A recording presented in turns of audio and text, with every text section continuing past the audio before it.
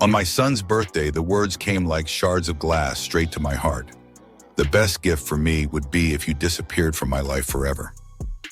For a moment, I thought I'd misheard him, that the April air or the chatter from the yard had twisted his words into something cruel. But no, his voice was clear, steady, and cold. I felt my lips curl into a quiet smile, not of joy, but of instinct. The kind of smile you wear when you're trying to keep the rest of your face from crumbling. Without a word, I turned away, my footsteps deliberately light, and left him to celebrate without me. An hour later, red and blue lights splashed across my walls. The police swarmed my yard, voices sharp and urgent, and before I could even ask why, they had my son in handcuffs. You won't believe what happened next. Before we continue, please subscribe to the channel and let us know where in the world you're listening from in the comments. The chocolate birthday cake wobbled dangerously in my left hand as I fumbled for the back door handle. 28 candles, still unlit, waited in the kitchen drawer. My little tradition. I had planned to light them while everyone was distracted and then walk out with the cake, a sweet surprise for Brandon. Under my right arm, wrapped neatly in paper he once said he liked, was a small box holding the vintage watch he had admired months ago. It wasn't just any watch, it was his grandfather's, passed down through generations. I'd had it restored, polished, ticking perfectly again. A piece of our family's story, ready to be his. Laughter floated through the glass door. My son's voice blended with others, familiar voices, young and carefree. The evening air was warm for April, scented with grilled burgers and cold beer. It was the kind of night perfect for celebration. I paused before stepping out, wanting to be sure I wasn't interrupting anything important. Through the glass, I spotted Brandon by the grill, flanked by Mike and Jason, his closest friends since college. Samantha sat at the patio table, scrolling her phone, while other guests wandered the yard, drinks in hand. "Man, your dad really went all out for this party," Mike said loud enough for me to hear. "New sound system, premium beer, even hired that catering service for appetizers." Brandon took a long pull from his bottle, shrugging. "Yeah, well, he's just trying to buy my affection as usual. Thinks money solves everything." I froze. The cake felt heavier, the box under my arm pressed into my ribs like a weight I couldn't shift. "At least he cares," Jason offered. "My old man hasn't called me in 6 months. Trust me, you're better off." Brandon laughed, but it wasn't the laugh I knew. It was sharp, hollow. Robert's always breathing down my neck about getting a tube, moving out, taking responsibility, like he doesn't get how bad the economy is right now. Through the glass, I watched my son gesture with his beer, dismissive. Honestly, guys, the best gift for me would be if the old man finally disappeared from my life forever. I'm tired of his lectures and control. The words landed like a punch to the gut. My grip faltered. The cake nearly slipped. 28 years of birthdays, Christmas mornings, Little League games, late-night homework help, bedtime stories. All of it crumpled into this single moment of casual cruelty. Mike chuckled. "Who would have thought your dad was so pushy?" Jason smirked. "Bet he's got your whole life planned out in some spreadsheet. That's what engineers do, right?" "Exactly," Brandon said, rolling his eyes. "Everything has to be his way or no way." He paused, his voice dropping. "Sometimes I wish he'd just, I don't know, find somewhere else to be. Permanently." The gift slipped from under my arm, landing softly on the doormat. I stepped back into the shadows, letting the laughter and music drown out the sound of my retreat. I caught the gift just before it slipped completely from my grasp, my knees threatening to give way under me. Inside that neatly wrapped box was my father's watch, the one that had ticked through 3 generations of our family. A symbol of legacy, of love, of time itself. And yet, in that moment, it felt suddenly hollow, as if its history had been erased in a single sentence from my son. "You could always move out," Samantha called lazily from the patio table, her eyes never leaving the glow of her phone screen. "With what money?" Brandon's reply came without hesitation, bitterness woven into every syllable. "He controls everything. Acts like I'm still 12 years old." He drained the last of his beer, the glass bottle glinting briefly in the evening light, before he tossed it into the trash with a hollow clink. "But hey," he added, smirking, "at least the free rent's decent." Laughter erupted around him, sharp, careless, and utterly void of the warmth I had once imagined would fill a child's birthday. I stood there, rooted to the spot, a 62-year-old man holding a cake meant for someone who wished I would disappear forever. The candles waiting in the kitchen suddenly felt pointless, absurd even. What was I celebrating?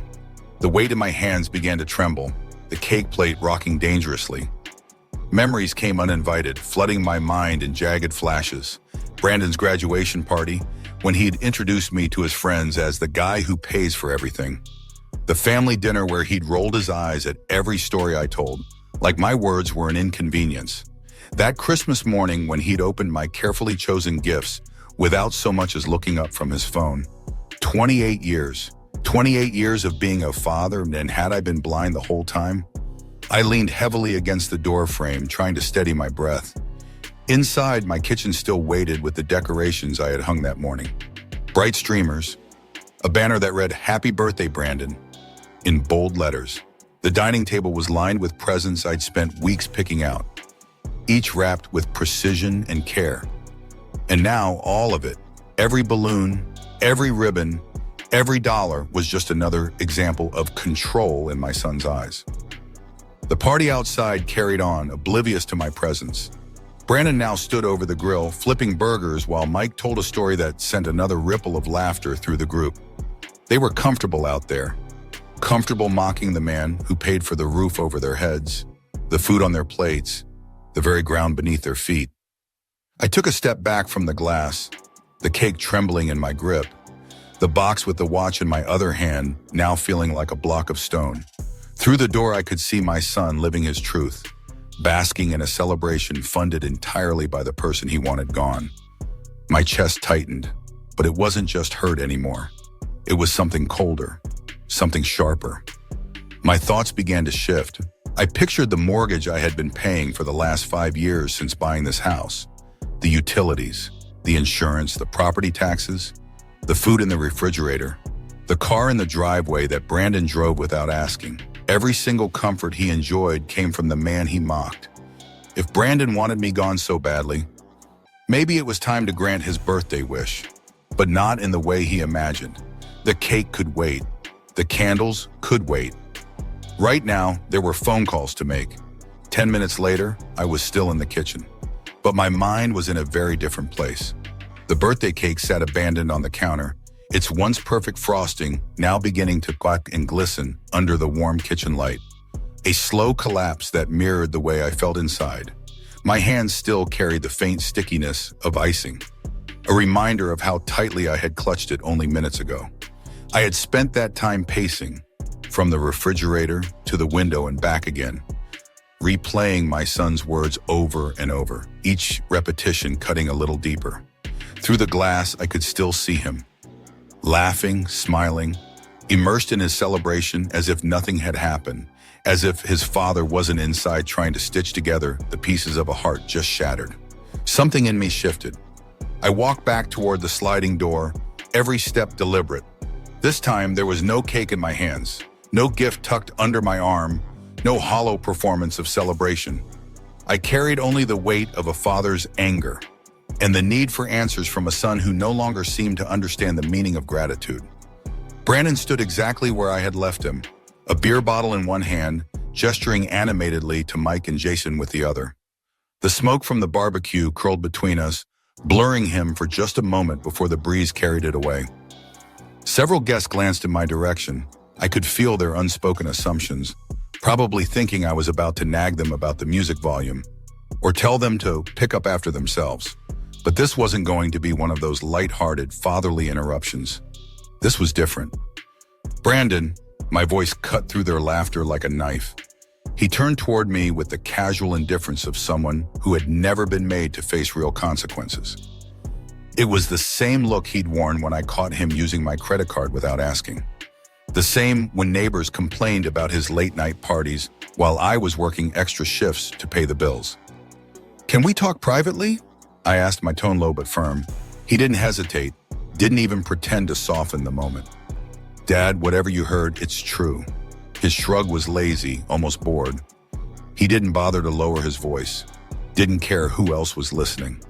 You're interfering with my life, and everyone here knows it. For a moment, I was too stunned to respond. There was no shame in his tone, no trace of the boy who once ran to me after scraping his knee. Just a brutal, unfiltered honesty, delivered with the confidence of someone who had never truly been held accountable for anything. "How can you say that?" I asked slowly. "After everything I've done for you." He smirked, taking another swig of beer. "Nobody asked you to. That was your choice to support me." He glanced at his friends, who nodded in silent agreement. "You act like I owe you something for decisions you made." Mike stepped a little closer to Brandon's shoulder, his voice carrying a false tone of reason. "Dude's got a point, Mr. Davis. Parents choose to have kids." The words hit me harder than my son's. There it was, his so-called support system, bolstering his disrespect with cheap, philosophical justifications. They didn't see the years of sacrifices, the nights I'd gone without so he wouldn't have to. They saw only a man who, in their eyes, was clinging too tightly to a grown son's life. I looked around the yard. My yard. Bought with my income. Maintained with my labor. Every blade of grass trimmed by my own hands. The house that stood behind us built on my effort, my sacrifice, my years. Guests had begun to notice our exchange, their chatter softening, eyes darting between us. 28 years. I drew in a steady breath, locking eyes with my son. My voice, when it came, was calm, controlled. But under it, the rage was beginning to burn hot enough to change everything. 28 years, I said, my voice low but firm, of providing everything you needed. And I never once asked for anything in return. Brandon's reply came louder, bolder, fueled not by conviction, but by the confidence of having an audience. "You want gratitude for stuff I never asked for? That's your problem, not mine." Jason laughed, the sound slicing through the warm evening air. "Classic boomer mentality. I sacrificed, so you owe me." He said it like a punchline, but his words carried the sting of mockery. By now, the party had shifted. Conversations faltered. Guests who had been scattered across the yard began drifting closer, forming a loose, curious circle. Some looked uneasy, glancing at one another as if debating whether to step in. But no one did. This was entertainment, a family drama unfolding live at a birthday party, the kind of spectacle they'd talk about for weeks over drinks. "So," I said evenly, "when you told your friends you wished that I'd disappear forever, you meant that." For the first time, Brandon's eyes flickered, a brief spark of surprise, the first crack in that mask of casual arrogance. He hadn't expected me to know the exact words, but the moment passed quickly, his face hardening again. "Yeah," he said, his voice cold. "I meant it. You hover, you lecture, you make everything about your expectations." He gestured broadly with his beer bottle, sending tiny droplets splashing onto the patio stones. "Maybe if you found your own life instead of trying to control mine, we'd both be happier."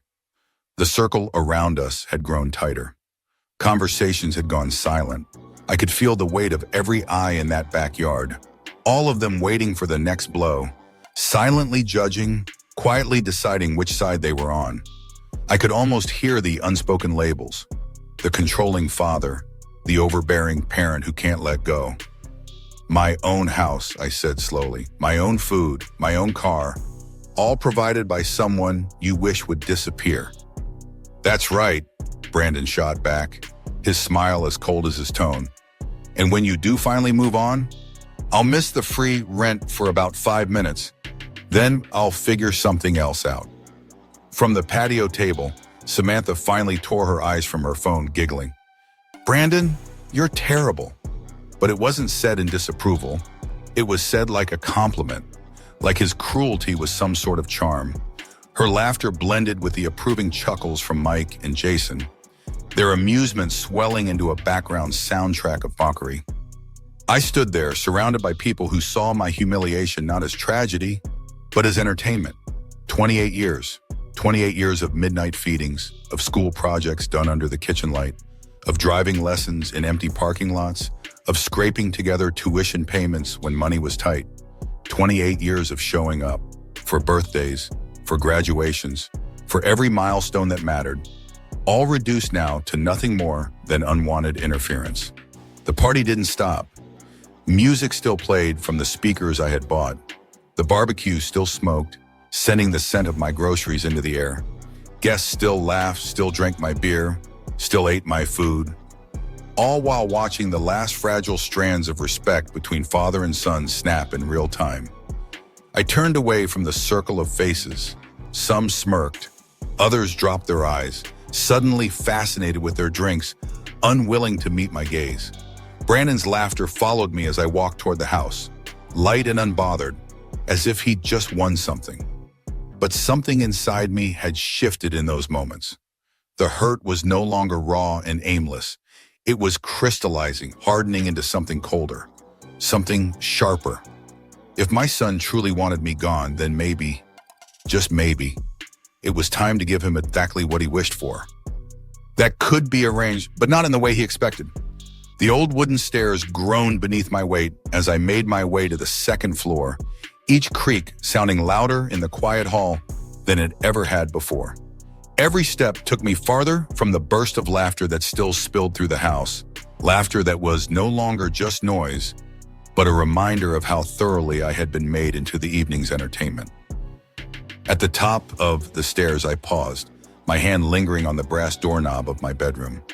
I pushed it open and closed it behind me with a slow, deliberate click. The sound was soft, but to me, it was final.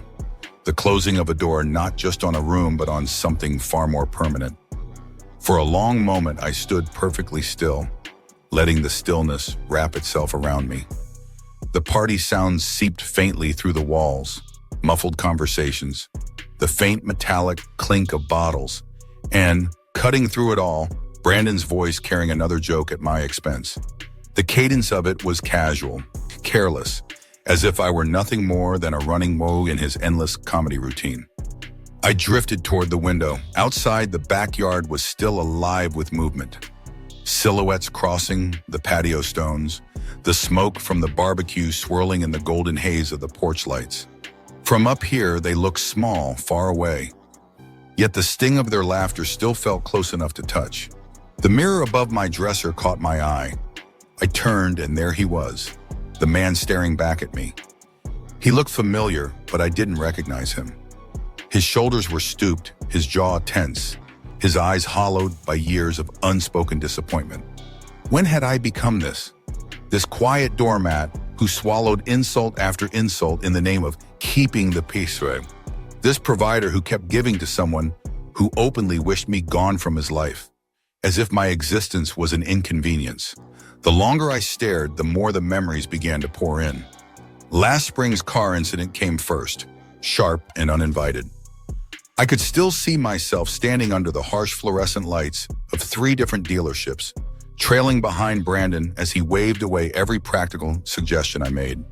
He had insisted I co-sign for a car far beyond his means, his tone becoming more clipped with each rejection from me. When I suggested something modest and reliable, he turned to the salesman with an exaggerated sigh and said, loudly, "Sorry about my dad. He doesn't understand that image matters in my field." The salesman had shifted awkwardly, eyes flicking between us, but Brandon wasn't finished. "He thinks driving a decent car is showing off. That's what happens when you settle for mediocrity your whole life." I'd stood there with my checkbook in hand, the sting of the words burning into me in front of a stranger. And still, I had agreed to help him. The used Honda we finally settled on had cost me $15,000. He complained about it for months afterward, as if it were a personal insult. Another memory surfaced without my permission. Christmas dinner. The year I had gone out of my way to invite his friends, hoping maybe, just maybe, to build some kind of bridge between us. I had spent days, not hours, not a single afternoon, but days, planning that Christmas dinner. Every menu choice, every place setting, every glass polished to a shine had been my attempt to show Brandon's friends that his father wasn't the controlling tyrant he'd apparently painted me to be. I'd imagined laughter, warmth, maybe even the start of a truce. Instead, I'd been rewarded with the kind of casual cruelty that slices far deeper than open hostility. "Actually, Mr. Davis, Brandon tells us you're pretty strict about everything," Mike had said over dessert. his tone soaked in polite venom. A smirk tugged at the corner of his mouth as if he were in on some private joke. Must be tough having someone monitoring your every move. Brandon had laughed then, the sound sharp and hollow, raising his wine glass like an actor taking a bow. You have no idea. Dad thinks he knows what's best for everyone. The others had chuckled obligingly, some glancing my way with poorly disguised curiosity, others looking down at their plates, unwilling to meet my eyes. And there I was, at the head of my own table, in my own home, pouring wine I had paid for into the glasses of people who were ridiculing me while my son orchestrated the entire performance. The humiliation was complete, yet I had smiled, kept my voice warm, passed the potatoes, topped up their drinks. I had done everything a gracious host should do, because some foolish part of me believed that courtesy could bridge the widening canyon between us. But tonight had been different. Brandon had dropped the last pretense, stripped away the thin veil that might have allowed me to excuse his behavior as careless immaturity. He had said without hesitation what he really thought of me. And something inside me, something I didn't even know was still alive, shifted permanently. I walked to the window, letting the cool glass press against my palms. Below, the backyard glowed in the golden wash of patio lights. There he was, Brandon, beer in hand, animated, gesturing broadly as he played to his audience. His friends leaned in, captivated, laughing at every line. From here, I couldn't hear the words, but I didn't need to. I knew the rhythm of his stories, the way he relished portraying himself as the clever underdog, and me as the oblivious, out-of-touch antagonist. And every one of them was living under my roof, sleeping in beds I'd provided, eating food I'd bought, draining bottles from my bar, basking in the comfort my work had paid for. Celebrating, in essence, my own defeat. How many years had I been quietly financing my own disrespect? How many times had I chosen patience, generosity, and hope over confrontation, believing against all evidence that gratitude would someday appear? That approach had failed utterly. The engineer in me stirred then, the part of my mind that had built solutions out of chaos for 3 decades. I began to see the situation as a system with moving parts, variables, constraints, impossible outcomes. Brandon wanted me gone from his life. I wanted either respect or the end of this active contempt. The current model was broken. A new methodology was required. I turned from the window and caught sight of myself in the mirror. This time, I didn't see the hollow-eyed man from earlier, the silent recipient of insult after insult.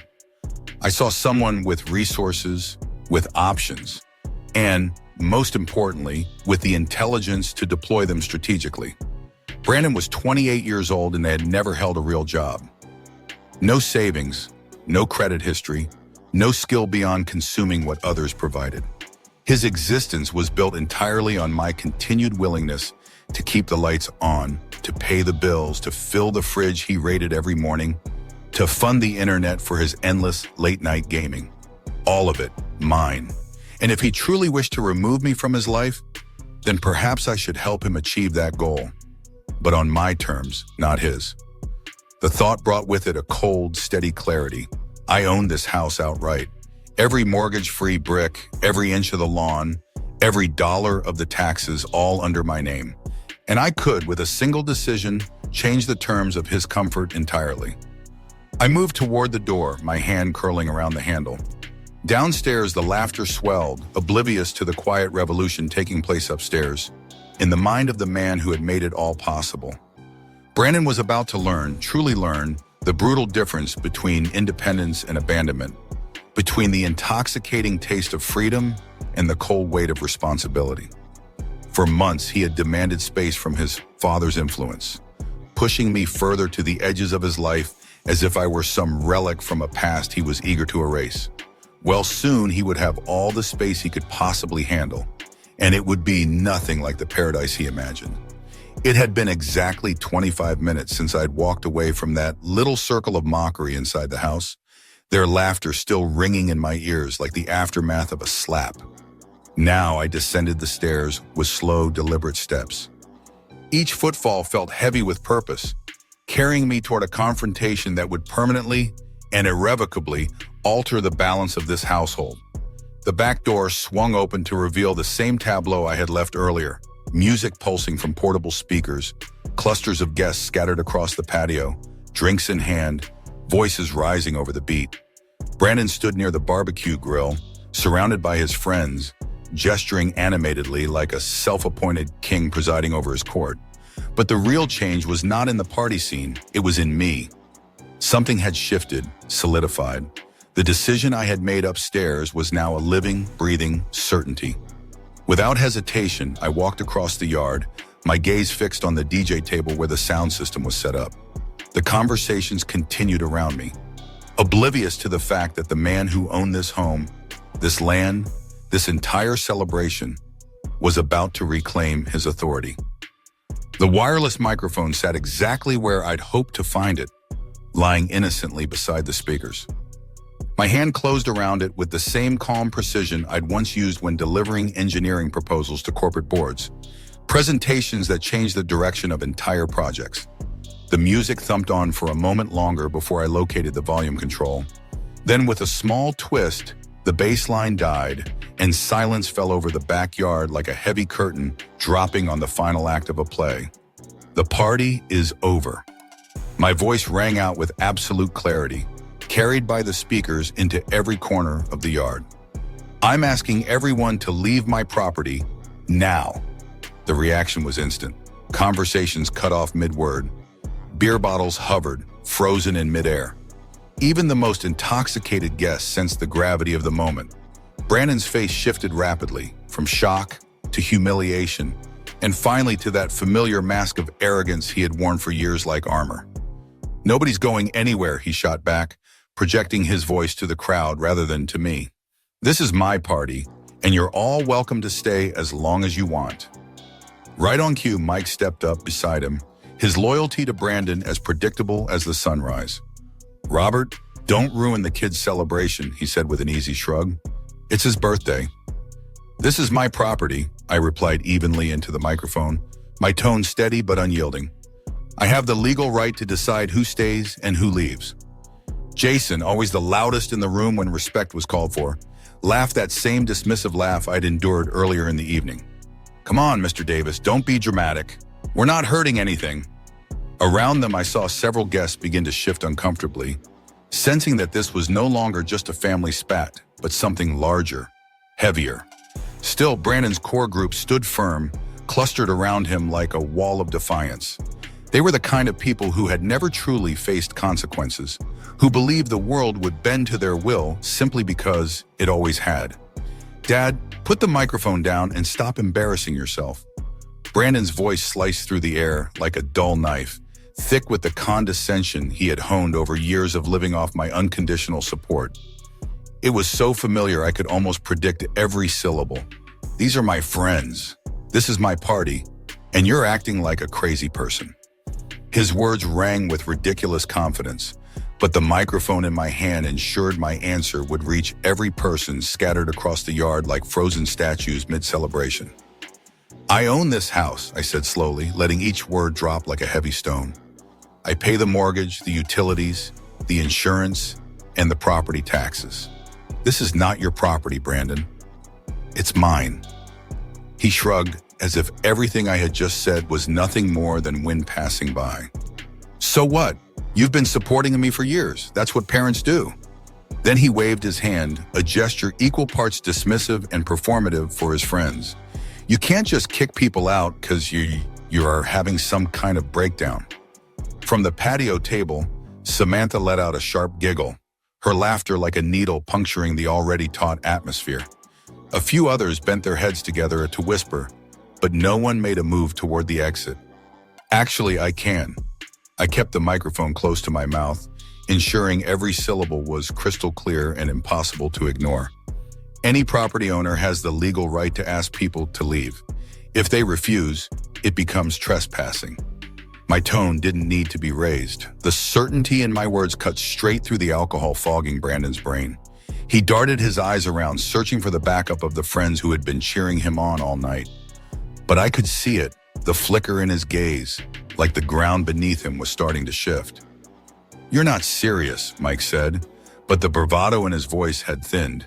"You wouldn't actually call the cops on your own son's birthday party." "Watch me." I set the microphone down on the table with a finality that felt like closing a heavy door. "You have 5 minutes to leave voluntarily. After that, the police will remove you as trespassers." I turned my back and walked toward the house. Behind me, Brandon's voice rose, stripped now of its earlier control and dripping with visible panic. "Dad, you can't do this. These people are my friends." I paused at the threshold, taking one long look around. The faces, the beer cans, the mingled expressions of confusion and defiance. 30 years. 30 years of buying the food, maintaining the yard, cleaning up the mess after every one of Brandon's gatherings, enduring the jokes at my expense in the very space I own. And now I knew I would not continue for even one more day. "You wanted me gone from your life?" My voice cut through the night air, steady and unamplified, yet carrying enough weight to reach every ear. "Then this is how it works. When I'm gone, my house goes with me." I turned without waiting for a reply. The soft click of the door behind me sounded almost delicate, but it was a final line drawn in granite. On the other side, the noise swelled instantly, voices overlapping in shock, disbelief, maybe even anger. Through the kitchen window, I watched them scatter like startled birds, glancing toward the house, toward each other, toward the side gate. A few had already gathered their jackets and drinks, moving quickly, as though sensing that something irreversible had just happened. I walked to the wall-mounted phone, the same one I'd used for decades through holidays, emergencies, and everyday life, and dialed 911. My fingers didn't shake. My breathing stayed even. The years of swallowing my own frustration had distilled into a cold, steady resolve. 25 minutes later, red and blue lights swept across the backyard in slow, deliberate arcs, like a lighthouse beam warning ships away from jagged rocks. The relaxed party chatter evaporated. The music was long gone. Now even the background murmur dissolved into tense silence as the patrol car rolled into the driveway. Officer James Miller was the first to appear through the side gate, tall, uniform pressed, badge catching the glow of the porch lights. The quiet authority in his stance seemed to ripple through the crowd.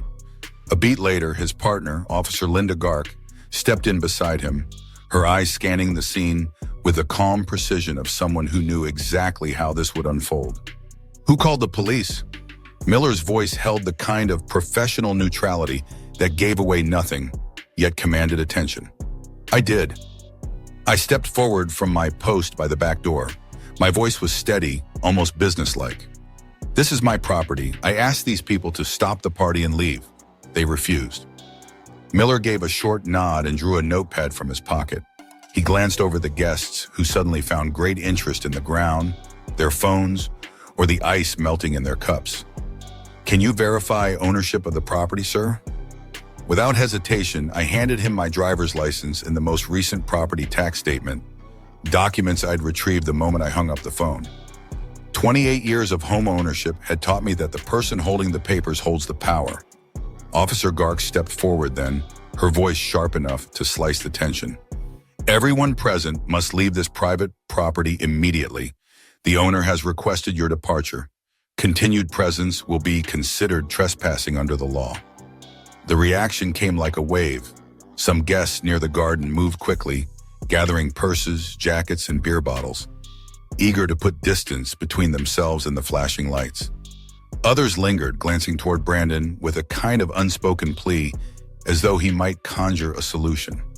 But Brandon had no authority here. Not tonight, not anymore. From somewhere in the cluster, a voice rose, thin, petulant, and entirely beside the point. "This isn't fair." No, it wasn't fair, but it was over. Samantha's voice suddenly rose above the low rumble of confusion that hung in the evening air, cutting through the tension like glass shattering on tile. "We had permission. Brandon invited us," she insisted, her tone hovering somewhere between outrage and disbelief. Officer Garch didn't so much as flinch.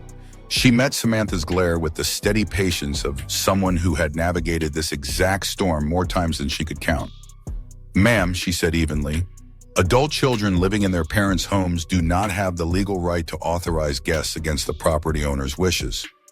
Her words carried the weight of fact, calm, deliberate, and immovable, like a stone dropped into still water, sending ripples through the gathering. Brandon stepped forward then, shoulders squared but eyes betraying the smallest flicker of unease. The brash certainty he'd displayed earlier was still there, but now it wavered at the edges. "Officers, this is ridiculous," he argued, his voice louder than necessary, as if volume alone could tip the scales in his favor. "It's my birthday party, and my father is just being vindictive." Officer Miller turned his head toward my son, his expression unreadable but his voice professional, measured, the voice of someone who had no interest in family politics. "Sir, family disputes don't change property law. If your father owns this property and has requested that guests leave, they are required to comply." From my vantage point near the back door, I watched as the crowd began to shift, the mood unraveling in visible threads. About half the guests had already started toward the side gate, their expressions a mix of discomfort and quiet calculation. These were people who recognized that a casual backyard gathering had just crossed into territory best avoided, the kind where police officers stand between the buffet table and the birthday cake. But Brandon's closest circle refused to budge. Mike and Jason stayed planted at his sides, the posture of bodyguards in a scene that didn't deserve bodyguards. Loyalty, it seemed, had eclipsed common sense. Samantha lingered nearby, one hand stubbornly wrapped around her drink like it was a lifeline, her eyes darting between the officers and Brandon as though the party might still somehow sputter back to life. "How long do they have to leave?" I asked Officer Miller, my voice steady, the same even tone I'd maintained all evening, though my patience was thinning. "We typically allow a reasonable amount of time for compliance," he replied, his pen poised over a small notepad. "But continued refusal after official notification becomes a more serious matter." The words hung in the air, heavy and tangible, like smoke drifting from the abandoned barbecue grill, a reminder that the evening's heat had shifted from celebratory to confrontational. I saw it then, the first real crack in Brandon's defiance. His face tightened, the weight of Miller's words clearly registering. "Dad, you can't actually have us arrested for having a party," he said. But the confidence in his voice faltered. I met his eyes, my own expression calm, resolute. "I'm not having anyone arrested," I answered truthfully. And yet, we both knew, if they pushed further, the choice would no longer be mine to make. "I'm simply exercising my legal rights as the owner of this property," I said, my voice steady but carrying the kind of finality that left no room for negotiation. What happens next depends entirely on whether people choose to respect those rights. Officer Girk glanced down at her watch, then slowly swept her eyes across the small knot of remaining guests. Her expression was calm, but her tone carried a razor's edge of authority. "Those who wish to leave voluntarily should do so now," she announced. "Anyone still present in 5 minutes will be considered in violation of trespassing laws." The words hit like a pebble dropped in still water. The ripples spread instantly. Another wave of movement began, quieter this time, as if embarrassment had dulled the earlier bravado. People avoided my gaze, setting down drinks on half-empty tables, stepping carefully toward the gate without a word. Even among Brandon's staunchest defenders, loyalty faltered in the shadow of legal consequences. The lively crowd that had once filled my backyard with laughter and music now trickled down to a stubborn core of 6, maybe 7 people, each one standing just a little too still, as if willing themselves invisible. Brandon's eyes darted from face to face, registering the slow erosion of his support. The noise, the music, the smell of barbecue, all of it seemed to drain away, leaving only the oppressive quiet of reality settling in. But instead of conceding, he squared his shoulders, crossing his arms in defiance, his stance fixed on the patio stones as though rooted there. "I live here," he declared to the officers, his voice loud enough to mask the slight tremor underneath. "This is my home too." Officer Miller's patience, carefully measured until now, had thinned to its limit. He stepped forward, his movements deliberate, the weight of his authority palpable. One hand rested lightly on the handcuffs at his belt, not as a threat, but as a promise. "Young man, you are breaking the law," he said firmly. "This is your final opportunity to leave voluntarily." Brandon's response came laced with the same stubborn arrogance that had colored our relationship for years. But now there was something new. The sharp edge of impending consequences. "I'm not going anywhere. This is ridiculous. You can't arrest someone for being at their own house." "Actually, we can," Girk interjected, stepping to his left, her positioning calculated and controlled, ready to contain the situation. "You do not own this property, and you have been ordered to leave by the legal owner." The truth struck him harder than any shove could have. I saw it land, a flicker of disbelief, a tightening of the turning, the way his eyes darted between the two officers before settling on me, standing at the back door. Then he looked to his remaining friends, who now stood frozen, caught between loyalty and self-preservation. "Dad, tell them this is crazy. I live here," he pleaded, his voice pitched higher now, desperation creeping in. "You live here by my permission," I answered, my tone level and unshaken. "Permission I'm now withdrawing." Miller took a step closer, the metallic glint of the handcuffs catching the patio light. "Turn around and place your hands behind your back." Brandon stared at him, a half laugh of disbelief slipping out. "Are you serious right now? You're actually going to arrest me? Turn around, now." The moment stretched out, taut as a wire about to snap. I watched as my son's expression shifted, disbelief melting into anger, then twisting into something far more raw, panic. For the first time in 28 years, he was staring down the reality of consequences he could no longer talk his way out of. And there was nothing left between him and that reality but the cold steel waiting at Officer Miller's side. Brandon finally turned to face me, though not with the sheepish remorse I might have once hoped for. His movements were deliberate, slow, every muscle taut with defiance. He didn't look like a son about to make peace. He looked like a man preparing for battle. The sharp click of the handcuffs closing around his wrists, but he rang out like a gavel strike in a silent courtroom. Sealing the verdict, neither of us could appeal. The sound seemed to echo against the empty patio, bouncing off the brick walls like the ghost of the laughter that had filled this space just hours ago. "Brandon Davis," Officer Miller said, his tone steady, professional, but edged with finality. "You're under arrest for criminal trespassing and failure to comply with a lawful order." Samantha's reaction was immediate.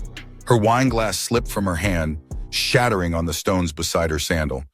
"This can't be happening, Robert. You can't let them arrest your own son."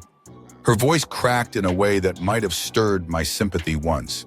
Not tonight. I met her eyes, holding her gaze with the calm, unblinking resolve of a man who had spent years bending, breaking, and finally deciding never to bend again.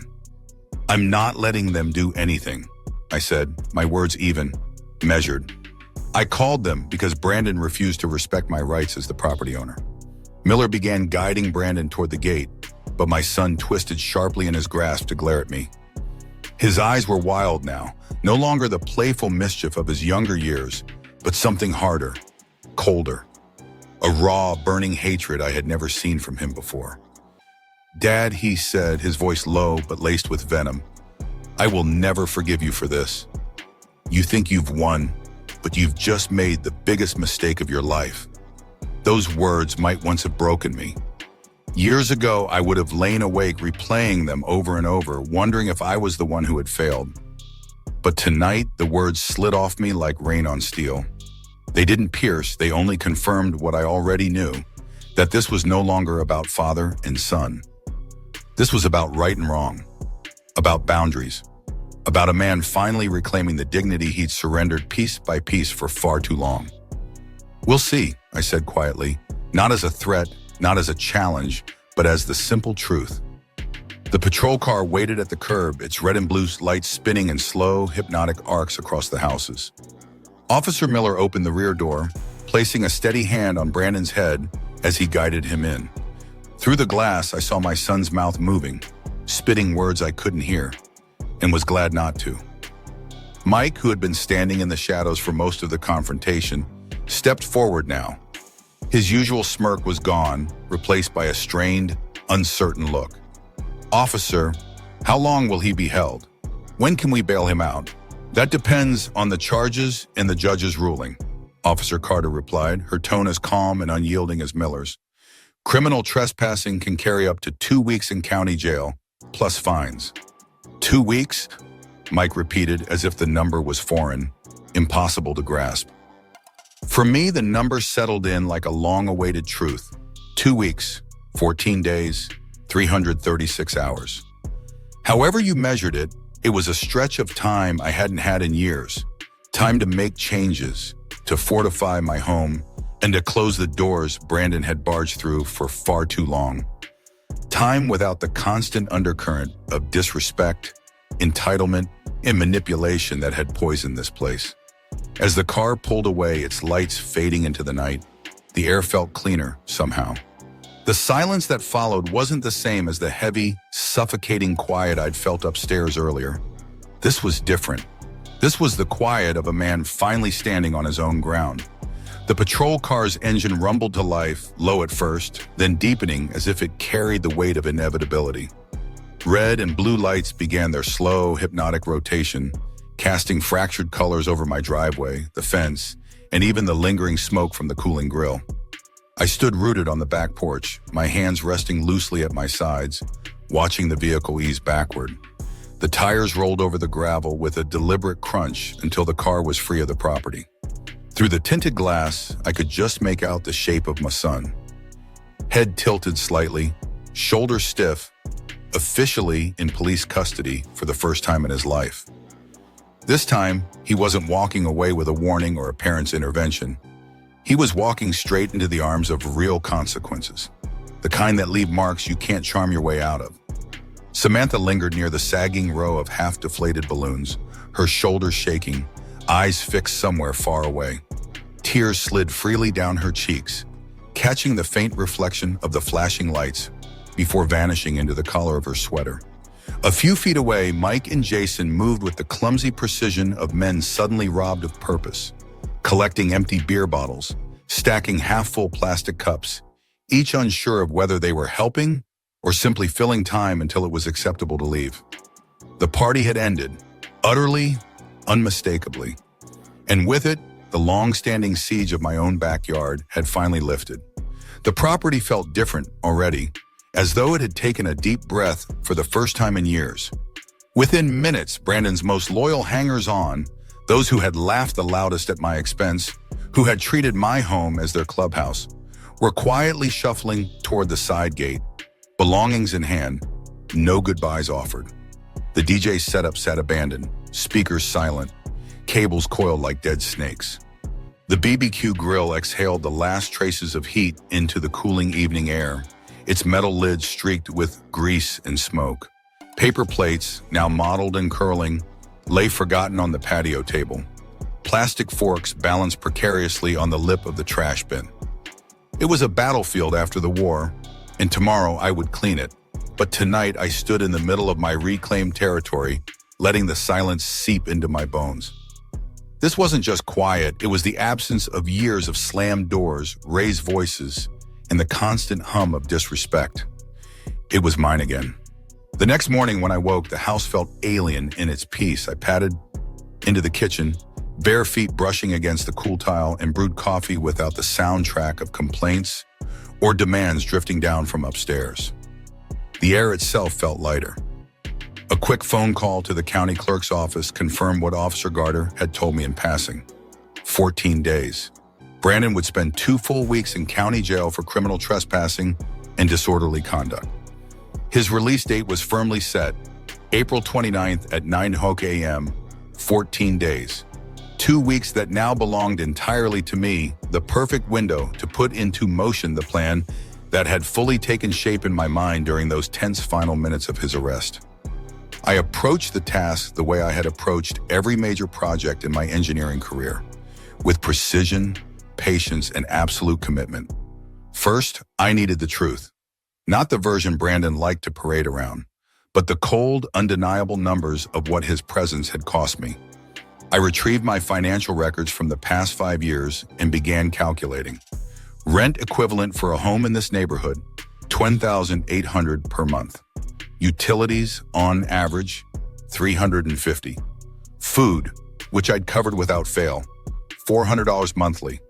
Add in insurance, maintenance, property taxes, and countless incidental costs, and his true monthly cost of living came to roughly $4,200, a staggering $50,000 annually. That was the price I had paid to subsidize his unemployment, laziness, and entitlement. And that didn't even touch the extras. The fuel money, the last-minute emergencies, the alcohol for his parties, the repairs after his reckless damage. Next, I shifted my attention to the bigger picture, the market itself. Similar homes nearby were selling between $820,000 and $880,000, depending on upkeep and location. Mine was in impeccable shape, every detail maintained, every upgrade thoughtfully done. I knew without doubt it would fetch a price at the top end of that range. The realization was sobering but liberating. I was sitting on the means to make not just a change, but a transformation. And I finally had the time, space, and quiet to see it through. The memory that kept intruding on those quiet, deliberate planning sessions was one I tried to bury, the job fair incident last November. I could still picture the overcast morning, the damp chill in the air as I pulled the car into the first parking lot. I'd driven Brandon to not one, but 3 separate hiring events that day, determined to help him take the first real step toward independence. I waited in the car for hours, sipping lukewarm coffee, scrolling aimlessly through news articles, glancing up every time the doors opened. The night before, I'd sat across from him at the kitchen table, coaching him through interview strategies I'd used successfully for decades. Tips about posture, eye contact, and how to frame even limited experience in a way that demonstrated initiative. He'd nodded along, even cracked a few jokes, giving me the illusion that he was taking it seriously. But when he returned from each interview, he came armed with polished excuses. The manager gave off micromanager vibes. The pay was insulting for someone with my potential. The commute would eat up half my salary in gas. He spun these explanations so smoothly it almost sounded reasonable, until the truth surfaced. Within a week, a friend called me with what I can only describe as a gut punch. Brandon had intentionally sabotaged each opportunity. He'd shown up late, dressed like he was headed to a backyard barbecue instead of a job interview, and answered questions with sarcastic quips designed to guarantee rejection. When I confronted him, expecting at least a half-hearted attempt at remorse, his answer was blunt, almost smug. "Why would I take some minimum wage job when you give me everything I need here?" That should have been at my wake-up call. It should have been the moment I drew a line, but instead, I swallowed his logic and continued funding the very behavior that was eroding any foundation of respect between us. I told myself I was being supportive. In reality, I was being complicit. By the end of his first week in county jail, the haze had lifted completely. My decision was no longer a maybe. It was set in stone. Brandon had made it clear over and over in front of others and with a level of cruelty that stripped away any ambiguity. He wanted me gone from his life. Fine, I would vanish. But not as the beaten, desperate father he thought he could manipulate until the day I died. While he sat behind bars, confident that his world would remain intact upon release, I would dismantle it piece by piece. The house, his fortress of entitlement, would be sold. The proceeds would fund my retirement somewhere far from California, somewhere Brandon would never think to look. A place where his wish for my disappearance would be granted in full. During the second week, I pored over listings in states that promised both peace and anonymity. Arizona, Colorado, North Carolina, places where $850,000 could buy not just a modest home, but years of unbothered freedom. States with no connection to my past, no chance of him dropping by to restart the cycle. I replayed his threats from the night of his arrest, the sneer in his voice as he promised I'd regret setting boundaries. That was the language of someone who didn't see me as a father, but as an obstacle to overcome. And for years, I'd let that kind of talk bend my resolve until I gave in. Not this time. There would be no compromise, no slow wearing down of my will, no turning back. The door he'd slammed between us was staying closed. By my choice, not his. The solution, when viewed through an engineer's lens, was almost disarmingly simple. Identify the element causing the system to fail, and remove it entirely. No patchwork fixes, no endless troubleshooting, just a clean extraction of the fault. In my life, that element was crystal clear. My ongoing financial support of a man who not only took it for granted, but had come to openly despise the hand that fed him. As Brandon's release date crept closer, I sat in my kitchen each morning with my coffee cooling in front of me, the real estate agent's business card resting beside it like a small, silent promise of liberation. I'd spent weeks conducting research the same way I would a critical engineering project. Precise data gathering, risk assessments, contingency planning, and by now, every piece was in place. 28 years of my life had been poured into that boy. Patient guidance through his schooling, financial backing whenever life threw him a hurdle, and an unconditional love that bent, stretched, and twisted itself into shapes I didn't think were possible. What had it yielded? Entitlement so thick it poisoned every interaction. Disrespect delivered without hesitation. And when I finally enforced boundaries, the reaction had been swift and vicious. Threats of retaliation, as if my only role was to bankroll his life until my last breath. No more demur. It was time Brandon learned what disappearing really meant. Not as the defeated, broken father he believed he could manipulate, but as a man reclaiming control of his own life. I picked up the phone and dialed Michelle Johnson, the real estate agent whose glowing reviews all but promised speed and efficiency. Within the hour, I was walking into her corner office in downtown San Jose, the city that had been my home for 3 decades. Sunlight spilled through wide glass windows, casting soft reflections on her neatly arranged certificates and framed photos of smiling families standing in front of their new homes. "Mr. Davis, thank you for calling," she said warmly, motioning toward the chair across from her sleek, polished desk. "You mentioned needing to sell quickly. What's driving the timeline?" I lowered myself into the leather chair, placing a manila folder on her desk. Property documents stacked in perfect order, my own quiet trademark. "Family circumstances," I said evenly. "Personal reasons that require immediate action." Her expression didn't change.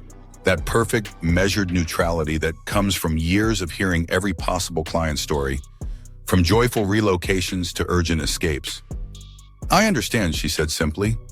"Let's review your property details, and we can discuss realistic expectations."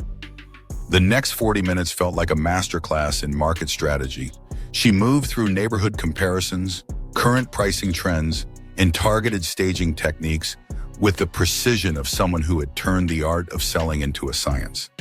"Based on the current market and your property details," Michelle concluded, "I'd recommend listing at $850,000.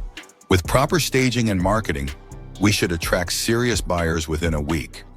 Her number was exactly in line with the quiet deadline I'd set for myself. 1 week before Brandon walked out of that county jail, expecting to step right back into his old life. "Perfect," I said, the word carrying far more weight than she could know. "I'll agree to that price." I leaned forward slightly, keeping my posture measured, my tone even, the same businesslike demeanor that had shaped our entire exchange so far. But inside, I could feel the hum of urgency, the quiet but unshakable determination that came when a decision stopped being theoretical and started becoming real. "I'm prepared," I said, choosing my words with precision, "to offer you a significant bonus if the sale closes within 7 days. Her eyes lit up instantly, not with surprise, but with the sharpened focus of a professional who recognized opportunity when it stood right in front of her. "How significant are we talking?" she asked, her pen poised midair. $5,000 above your standard commission," I replied without hesitation, "if we have a signed contract by next Tuesday." The corner of her mouth lifted in something between a smile and a promise. "Mr. Davis, you have my complete attention and my full commitment." She reached for her appointment book. "Let's visit the property this afternoon. I'd like to do a thorough, in-person evaluation." The drive to my house took about 20 minutes, weaving through neighborhoods I'd traveled for decades. Streets lined with familiar trees, corner shops I'd passed 1,000 times, and the subtle changes that happen so slowly you don't notice them until you know you're about to leave. Soon, these wouldn't be part of my daily life. They'd be part of my memory. Michelle followed in her own vehicle, her professional-grade camera equipment visible through the rear window, A clear signal that she approached this with the seriousness I needed. Walking through my home with someone assessing it purely as an asset, a number on a market sheet, stirred feelings I hadn't expected. Every room carried echoes. The living room still held the faint shadow of balloon strings from Brandon's 7th birthday party. The kitchen counters, now polished and gleaming, had been the backdrop to countless homework sessions. In the upstairs hallway, I could almost hear the thud of his teenage footsteps, back when his door was still a safe place to knock on, not a wall to shut me out. Michelle's voice drew me back. "The maintenance level here is exceptional," she said, snapping photos of the updated kitchen and the recently refinished hardwood floors. Her tone was both professional and impressed. "This property will show beautifully. Have you considered professional staging?" "Whatever you recommend," I told her. "Cost isn't the priority." She moved methodically from room to room, her eyes catching every architectural detail, every angle of natural light, noting which features would stand out in a competitive listing. It wasn't just inspection, it was a kind of choreography, a practiced way of reading a home. Her final assessment matched what my research had already suggested. "Honestly, Mr. Davis, houses in this condition don't last long on the market. With the right marketing and pricing strategy, I'm confident we'll have multiple offers by the weekend." Multiple offers. That meant bidding wars. That meant more leverage. That meant this plan, born in frustration, shaped by necessity, could close with an even greater impact than I'd anticipated. Brandon's 2-week sentence was buying me more than just time to act. It was giving me room to reshape the entire playing field. Back in Michelle's office, the paperwork began. Standard seller disclosure forms, marketing agreements, a clearly defined timeline. Each page a step closer to closing the chapter I'd been dragging for far too long. The afternoon passed in a steady rhythm of signatures and initials, legal language turning my decision into reality. "I'll have the professional photographs taken first thing tomorrow morning," Michelle said, sliding the signed paperwork neatly into a folder as if sealing away a binding promise. "We'll have the listing go live Thursday, with an open house scheduled for Saturday and Sunday. And given the urgency you've emphasized, plus the bonus structure we've agreed upon, this property is now at the very top of my priority list." Her words carried the polished certainty of someone who had navigated high-stakes deals before, but I could sense an undercurrent of heightened energy. The bonus arrangement wasn't just a token gesture, it was a deliberate incentive, performance-based compensation that fell entirely within legal and ethical bounds. For an agent whose livelihood hinged on successful closings, an extra $5,000 was not just appealing, it was galvanizing. She hesitated briefly, her pen poised above her notes. "Mr. Davis, I have to ask, are you relocating? This feels like more than just downsizing. Are we talking about a complete life change?" I met her gaze, answering with a measured honesty that only hinted at the full truth. Truth that would have shattered her professional composure if she knew the entire scope. "Sometimes," I said quietly, "circumstances demand dramatic decisions." Michelle nodded with a subtle understanding that spoke of years spent working with clients at crossroads in their lives. Divorces, bankruptcies, relocations, fresh starts. "Then I'll do everything in my power to make this transition as smooth as possible for you, O," she assured me.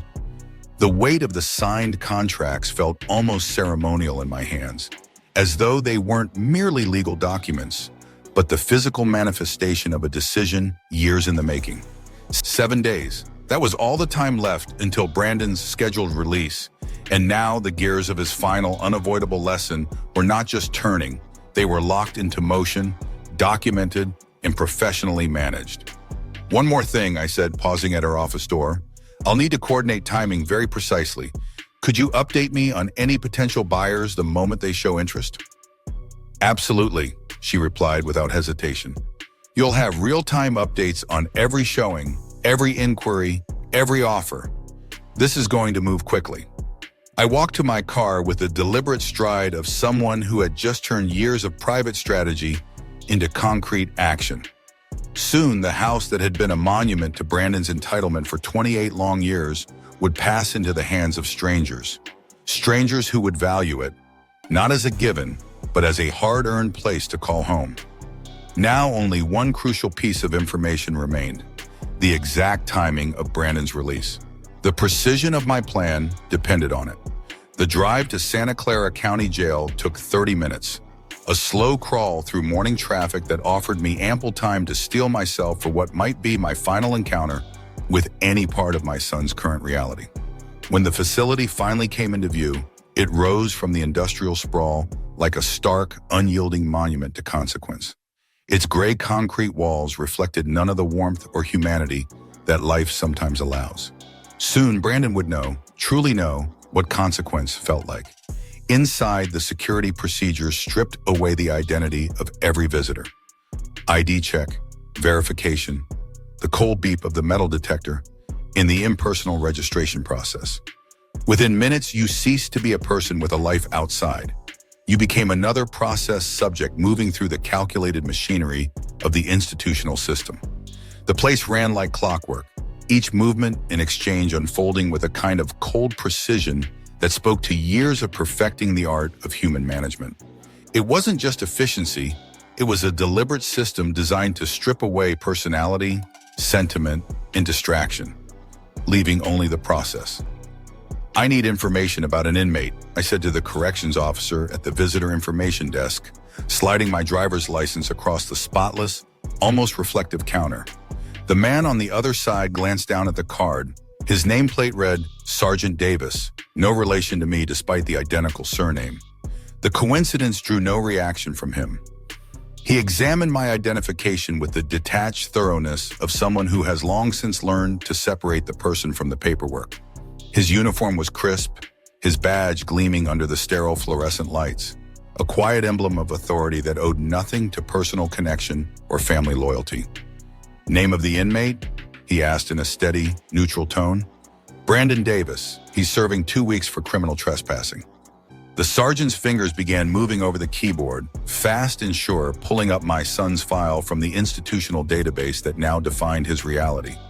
In this system, Brandon wasn't my son. He was an entry in a record, a booking date, a cell number, and a predetermined release schedule.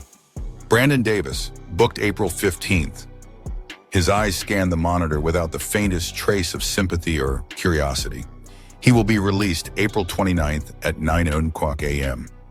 Perfect. The timing couldn't have been better. It fits seamlessly into the plan I'd been shaping for months. "Thank you for that information," I replied, my voice just as professional as his, careful to match the tone of the environment. "Is there anything else I should know about the release process?" "Standard procedures," he said. "He'll be processed out through this building, personal effects returned, and if requested, he'll receive a transportation voucher." The words were delivered with the same steady efficiency, facts, not conversation. Then he looked up at me, a flicker of human interaction breaking through the mechanical exchange. "Would you like to visit with him while you are here?" For a moment, the question seemed to hang in the air, almost tangible, like smoke drifting from an extinguished fire, something fading yet still present. This was my chance to see him, to look him in the eye, to assess what kind of man or boy he would be when he walked out in a week. Maybe I could prepare him for what awaited him on the outside. Maybe I could give him one last warning. But no, that won't be necessary. 4 words, sharp and final, cutting away the last fraying threads of what most people would call parental duty. If the sergeant felt anything about my refusal, he didn't show it. Family complications weren't his business. His world was about procedure, not reconciliation. Visiting hours are daily from 2 to 4 p.m. "If you change your mind," he said, the offer given with the same neutral politeness he'd shown all along. "I appreciate the information," I replied, gathering my license and straightening my shoulders. "I have everything I need." And just like that, the exchange was over, bookended by the same institutional precision that had framed its beginning. No prying questions about my family, no sideways glances of judgment, no speculation about why a father would come here, ask for his son's release date, and then walk away without seeing him. Walking back through the series of security checkpoints felt less like leaving a building and more like surfacing from a submerged, highly controlled reality. A place meticulously engineered to strip away individuality, to reduce human beings to compliance, schedules, and silence. The fluorescent lights, the sterile hallways, the unyielding clink of metal gates sliding open and shut. All of it was designed to remind you that here you were not a person, just a unit in a system. Brandon had now spent 10 long days in this machinery of consequences, learning, perhaps for the first time, what accountability felt like when stripped of all the excuses and indulgences he'd relied on his entire adult life. I couldn't know how deeply the lesson was sinking in, but I did know one thing. The system did not bend for him, and neither would I. The drive home gave me ample space to rehearse the final stage of my plan in my head, running each step through the mental checklist I'd refined over the past weeks. April 29th, 9 o'clock sharp. The moment Brandon stepped out of county jail, processed out with the same mechanical indifference I'd just witnessed, he'd expect to return to the house that had cushioned his arrogance and sheltered his entitlement for 28 years. But what he didn't know, what he couldn't possibly anticipate, was that his father had finally taken him at his word when he'd told me to disappear from his life. I had in every way that mattered. Michelle's sharp instincts in real estate had already positioned the property to sell quickly, and the market was in our favor. By the weekend, I could expect serious offers, likely a signed contract, leaving me a narrow but perfectly calculated window to align the closing date with his release. That house would no longer be the fortress from which he dismissed and disrespected me. Soon it would belong to strangers, people who would value it not as a backdrop for entitlement, but as a home. And the beauty of it all, every element of this outcome was born not from spite, but from precision. My kind of precision. Variables considered, timelines locked, resources allocated efficiently, a conclusion guaranteed, ironically, by the very legal process Brandon had triggered himself. When I pulled into my driveway, I didn't rush to get out. Instead, I sat in the quiet hum of the cooling engine, my eyes fixed on the structure I'd once believed would be a permanent anchor for our family. Every mortgage payment I'd made, every roof repair, every winter heating bill had been a silent investment, not in the house itself, but in someone who had made it abundantly clear he wished I would vanish. Well, wish granted. Tomorrow, Michelle and I would finalize showing schedules and follow up on buyer interest. The visit to the jail had confirmed that Brandon remained exactly where consequences had placed him. Confined, unaware, and still believing the world would wait for him. But the world was already moving on without him, and so was I. By the time he walked through the jail doors next Tuesday morning, expecting his familiar bed and the four walls he'd taken for granted, that home would already be under escrow. And its next owners? People who actually wanted to live there. I had just stepped out of the car when my phone buzzed in my pocket. Michelle's name lit up the screen. Her cheerful voice filled my ear as I reached the front door, one I would likely walk through for the last time as its owner. "Robert Davis, you called," she said, her tone bright and purposeful. "Wonderful news." The call from Michelle came with the kind of precision I'd been waiting for. "The Garcia family has accepted our asking price. Full cash offer, no contingencies. Closing tomorrow morning at 9:30. Perfect timing. The kind of timing that would make an engineer's heart hum with satisfaction. Brandon would walk out of county jail at 9 o'clock sharp, 30 minutes to take a ride home, 30 minutes to arrive at what he thought would still be his sanctuary, only to find that sanctuary erased, sold, and stripped of any connection to him. "Excellent work, Michelle," I said, meaning every word. "That bonus is more than earned." The next 24 hours became a blur of tightly choreographed motion. Phone calls, final signatures, moving trucks pulling into the driveway with their diesel engines rumbling, boxes being loaded and unloaded with military efficiency. Keys and garage door openers passed from my hands into those of strangers who would no longer be strangers for long. Each step in the process was another calculated stroke in the quiet symphony of my revenge. A plan 2 weeks in the making, tuned with the precision of a clockmaker. Carlos and Maria Garcia arrived in the late afternoon, their 2 children tumbling out of the truck with uncontainable energy, their voices filling the air with the hopeful noise of new beginnings. I watched them walk through what had once been Brandon's childhood home, the same halls where he had once chased our dog, the same living room where he had ripped open birthday gifts, back in the days when his eyes still lit up at my presence. Mr. Davis, Maria said warmly, her voice carrying the unforced kindness of someone who knows the value of gratitude.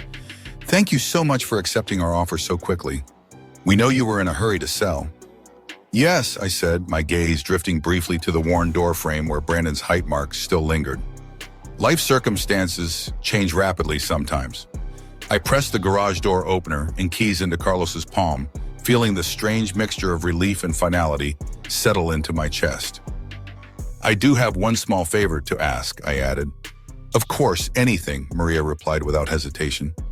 My son is traveling and may stop by tomorrow, unaware of the sale.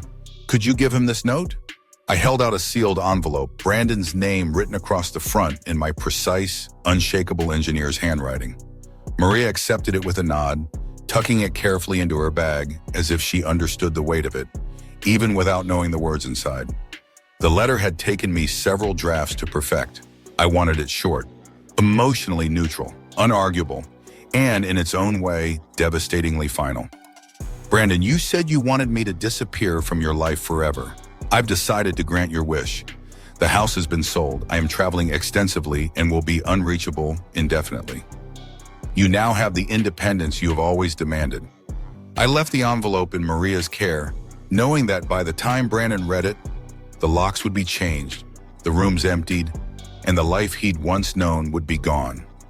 Not in anger, but in cold, deliberate execution of his own wish. Tomorrow morning, while the Garcia family unpacked their new life, my son would take his first steps into the freedom he claimed to want. And for the first time in 28 years, the cost of that freedom would be entirely his to bear. Robert. 40 letters, one name, yet it carried the weight of 28 years of sacrifice, financial backing, sleepless nights, and the slow erosion of respect. That single word was the only label I needed now, the signature on the final chapter of a long, unbalanced story. No forwarding address to chase, no timeline to give him hope, no space for negotiation or the usual theatrics of emotional manipulation. Once the Garcia family had settled into their fresh new start, I slipped out the side door with a single suitcase and walked the short path to Frank Collins's house. It was a quiet, deliberate journey, the kind a man takes when every step is both an ending and a beginning. Frank had been my neighbor for over 15 years.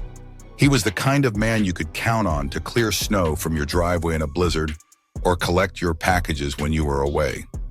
We'd shared coffee on his porch during crisp autumn mornings and exchanged a steady stream of neighborhood updates over the years. Our friendship was built on a foundation of mutual respect, solid, uncomplicated, and without the unnecessary clutter of overstepping personal boundaries. Can I stay with you for a couple of days, Frank? I'm between living situations, I asked, my voice steady, my request rehearsed in my mind. Of course, old friend. His answer came without hesitation, the kind of immediate trust that only years of quiet camaraderie could earn.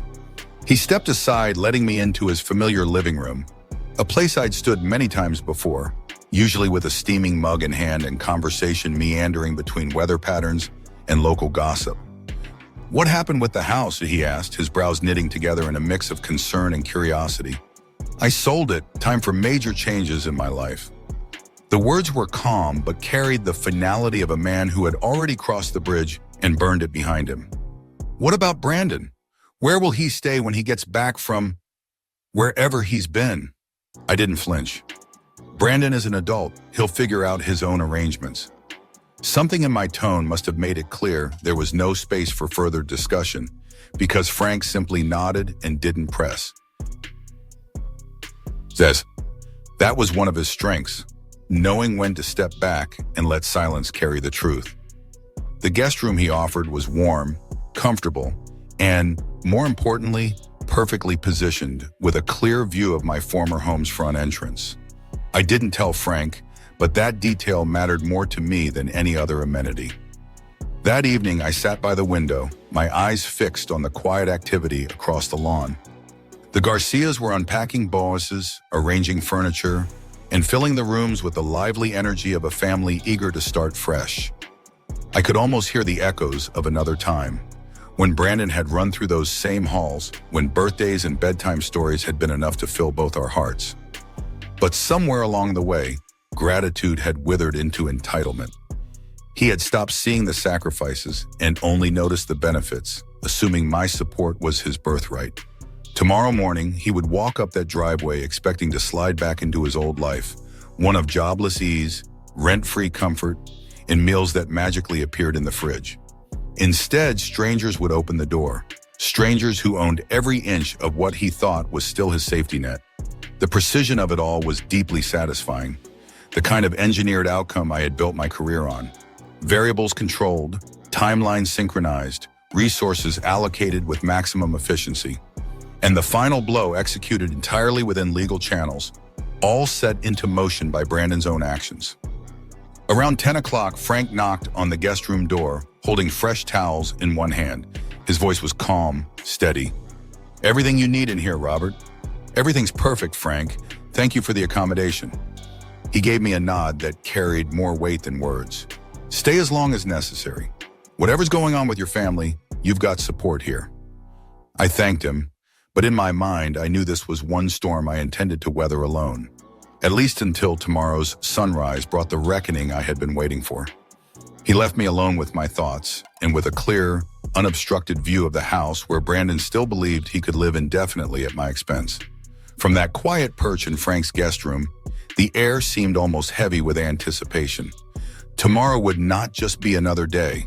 It would be the moment when years of enabling finally met their reckoning.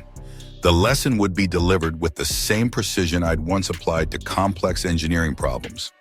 Every variable accounted for, every potential disruption anticipated, every outcome calculated to the last detail. The final thing I saw before turning out the light was Maria Garcia, standing in what had once been Brandon's bedroom.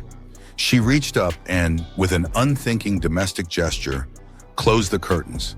A simple act that felt like the symbolic end of an era. My son's chapter in that house had closed, and he didn't even know it yet. Morning came like clockwork. 9:30 a.m., the exact time I had spent the last 2 weeks preparing for, arrived with the precision of a well-executed blueprint. From Frank's upstairs window, I spotted him. Brandon rounded the corner onto our street with the casual swagger of someone returning to familiar territory, his confidence practically radiating down the block. He looked exactly as I'd expected after 2 weeks in county jail. Slightly thinner, the same rumpled clothes he'd been arrested in hanging looser on his frame, a small plastic bag dangling from one hand containing the personal effects the jail had returned to him. But his posture told the real story. No slump of shame, no shadow of self-reflection, just the buoyant stride of a man certain his comfortable life was about to resume, as if the universe owed it to him. Without hesitation, Brandon strolled up the front walkway, fishing in his pocket for keys that would never again fit the locks of that door. The sight hit me like a poetic punch. There he was, confidently reaching for an entrance that no longer belonged to him, a door that had been legally transferred to people he had never met. If there was ever a living metaphor for our entire relationship, this was it. Him assuming access, me silently watching the moment reality would prove him wrong. In the yard, the Garcia children played with the easy laughter of kids who had already begun to make this place their own. Carlos Garcia was unloading boxes from the back of their truck, his movements efficient but unhurried. The air was filled with the warm, rhythmic flow of Spanish, an unfamiliar melody in a space that had once been filled with my son's entitled demands. Brandon's steps slowed, his brow furrowed. The confusion was setting in. "Excuse me," he called out, his tone immediately carrying that practiced edge of entitlement I'd heard so many times before. The tone reserved for moments when he wanted something from people he assumed were beneath him. "Who are you people? And what are you doing in my house?" Carlos straightened, his polite confusion mirroring that of a man unexpectedly caught in someone else's story. "Sorry, friend," he said evenly, "but this is our house now. We bought it last week." "That's impossible!" Brandon's voice climbed in pitch, layered with the same indignation he'd perfected over years of twisting facts to fit his worldview. "I live here. This is my family's home." From the doorway, Maria Garcia appeared, drawn by the rising tension. She looked at my son, not with fear or irritation, but with the calm, practiced patience of a woman who had mediated countless playground disputes and neighborly misunderstandings. Her eyes assessed him quickly, weighing the situation in a glance. "Are you Brandon Davis?" she asked gently, her voice careful, polite, but edged with the firmness of someone who understood exactly where boundaries lay. "Yes," Brandon said, his voice tinged with sudden relief. "Finally, someone with sense. Now, please, explain to me why complete strangers are in my house with all their things scattered everywhere." Maria didn't flinch at his commanding tone. Instead, she answered with a calm that could only come from years of motherhood and neighborhood diplomacy. "The previous owner left something for you," she said simply. Without waiting for a response, she turned and disappeared into the house. The pause stretched just long enough to make Brandon shift his weight uneasily. When Maria returned, she was holding a single sealed envelope, plain white, unassuming, yet heavier with meaning than anything Brandon had ever been handed. Inside were the results of 2 weeks of careful, deliberate planning, distilled into 40 razor-sharp words that would cut deeper than he could yet imagine. Brandon accepted it with the wary reluctance of a man who had learned, through hard experience, that official-looking documents rarely carried good news. His fingers hesitated at the flap, as though some instinct warned him of what was coming. I noticed the faint tremor in his hands, the first physical crack in the arrogant composure he wore like armor. Deep down, a small part of him already knew. This moment would not be easily undone. From my vantage point at Frank's upstairs window, I leaned forward, intent on capturing every flicker of emotion across my son's face. I needed to see, the exact instant when he understood what I had done. He broke the seal and unfolded the paper. His eyes scanned the words, and I could almost hear them landing one by one, heavy and inescapable. "Brandon D., you said you wanted me to disappear from your life forever. I've decided to grant your wish. The house has been sold. I am traveling extensively and will be unreachable indefinitely. You now have the independence you've always demanded. Robert." The change in his expression was a slow-motion collapse. First came confusion, brows knitting as if the meaning were somehow tangled in the phrasing. Then disbelief, as though sheer will could force the words to rearrange themselves into something less final. Comprehension followed, heavy and unrelenting, and finally, devastating realization. 28 years of financial dependence, emotional manipulation, and casual disrespect had brought him here, to this single, unalterable truth. His father's love and support were not infinite resources, and he had spent his share recklessly. This can't be real," he stammered. The arrogance was gone, replaced by a shaky, almost childlike panic. "He can't just sell our house and disappear. That's not how families work." Carlos stepped forward, his tone both gentle and resolute. "Sir, I'm sorry for your situation, but we have all the legal paperwork.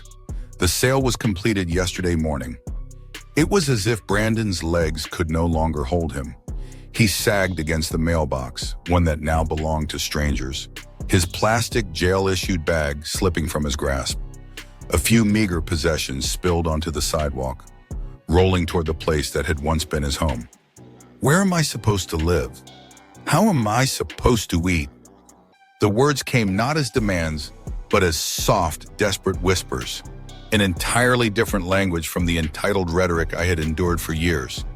Maria and Carlos exchanged an uneasy glance, the kind people share when witnessing a scene they'd rather not be part of.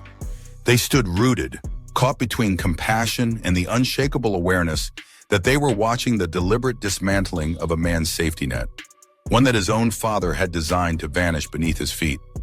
From my concealed vantage point behind Frank's living room window, I was struck by a strange duality in my own heart, a swelling satisfaction that justice had been served, intertwined with an unexpected thread of something dangerously close to paternal concern. The justice itself was flawless in its symmetry.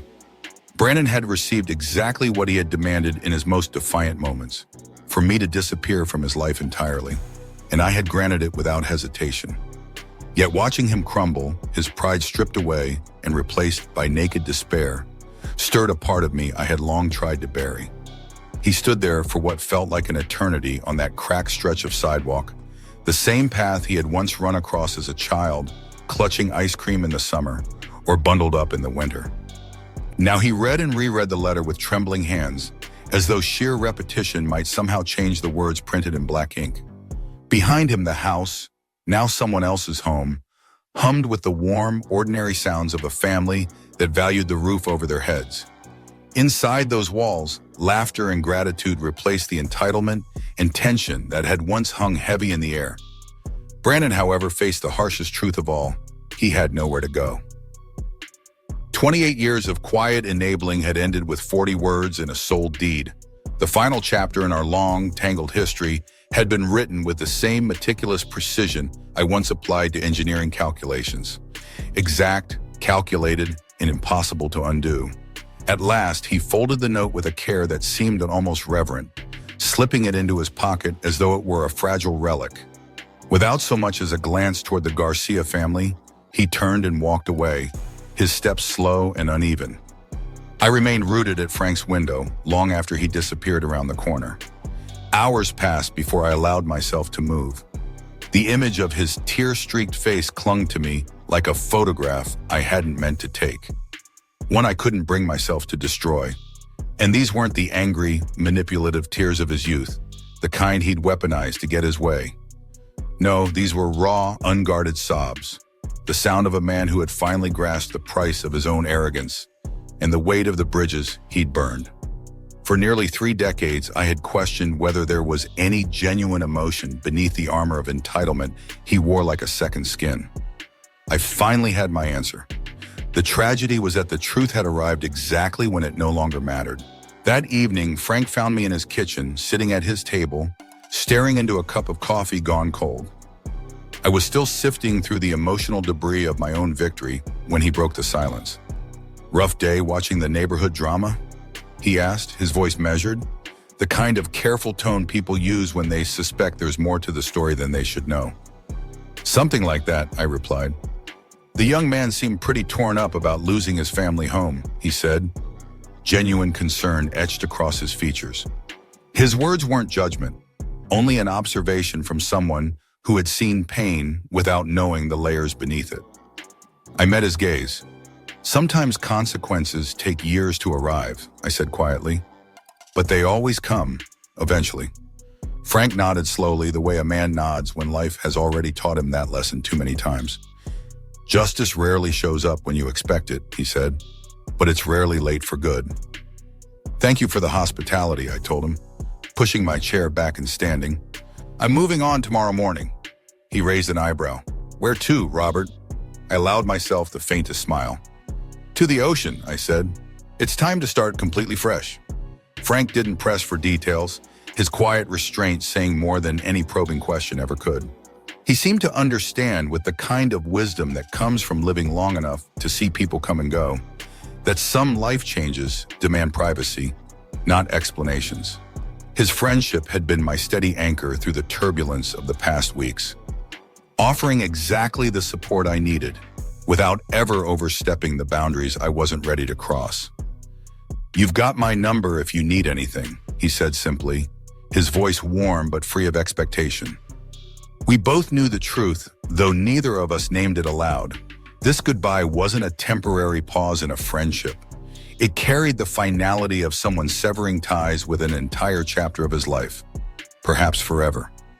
The next morning broke with the kind of flawless California sunshine that makes you believe in new beginnings, not as distant dreams, but as certainties written into the sky. I stood in my driveway for a long moment, breathing in the crisp air, letting the weight of the day settle in my chest. My single suitcase sat in the trunk of the car, the same car that had barely moved in 2 weeks while I'd orchestrated every detail of my departure with the precision of an engineer dismantling a bridge he once built. I slid into the driver's seat, my hands steady on the wheel. Frank appeared on his porch just as I began to back out. He lifted his hand in farewell, the gesture carrying 30 years of shared neighborhood history, small talk over fences, borrowed tools, unspoken trust. I waved back, my throat tight, grateful for the quiet role he had played in helping me through the most intricate moral decision of my life. The highway opened ahead, stretching west toward the Pacific like an unrolled map of possibility.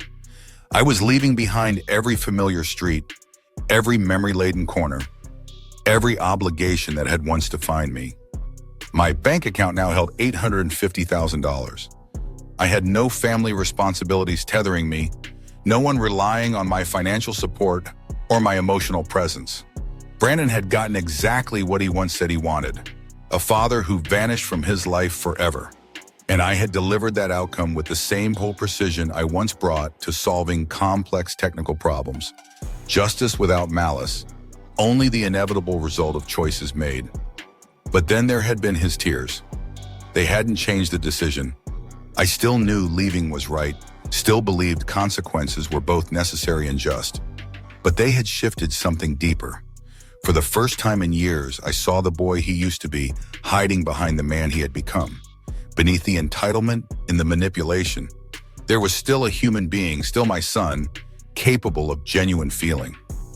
That recognition didn't soften the consequences, but it added weight to them, turning what had begun as simple justice into something closer to wisdom. The Pacific Coast Highway curved ahead, promising miles of rugged cliffs, restless waves, and towns where no one knew my history or expected me to bankroll their dreams. I imagined communities where 62 years of life experience might be seen as value rather than as a resource to exploit. I'd spent 28 years enabling someone who, in the end, wished I'd disappear. Now I was finally granting that wish while reclaiming the life I should have started decades ago. The morning sun flared across my windshield, almost blinding in its brilliance. I carried nothing but a suitcase of clothes and the hard-earned knowledge that respect, once lost, can only be regained through action, not promises. Behind me, Brandon was beginning to learn that same truth, though from the other side of the lesson. Ahead of me, the ocean waited, vast and endless, holding horizons I had never explored and futures I had never dared to consider. It was time to find out who I could become when no one needed anything from me at all.